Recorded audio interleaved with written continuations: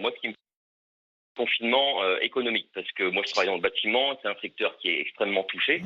Nous, on a fait le choix de ne pas fermer nos usines, enfin on a réouvert les usines de manière responsable, mais aujourd'hui je discute avec beaucoup d'artisans et ça va être une catastrophe. Et malheureusement, la crise économique qui arrive fera aussi des victimes, malheureusement. Merci Aurélien d'avoir été avec nous. Certes Aurélien, mais on ne peut pas nier le fait que sans ce confinement, nos services de réa et nos services de soins intensifs auraient été débordés et on ne serait pas en train de parler de ça de la même manière qu'on le fait aujourd'hui.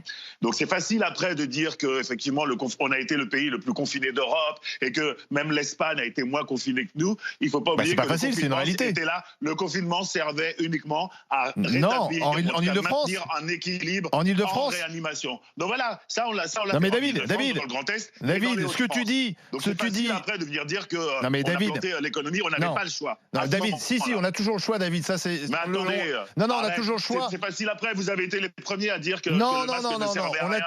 Non, alors, pardon, mais dans les grandes gueules, on s'est toujours interrogé. Attends, David, dans les grandes gueules, on s'est toujours interrogé pourquoi on n'a pas confiné les régions concernées, le Grand Est, Île-de-France, et pourquoi on a confiné tout le monde. Il n'y avait pas de problème de l'hydréa à Bordeaux. Il n'y avait pas de problème de l'hydréa dans les Pyrénées-Atlantiques. C'est pour ça qu'on a déplacé des malades, d'ailleurs.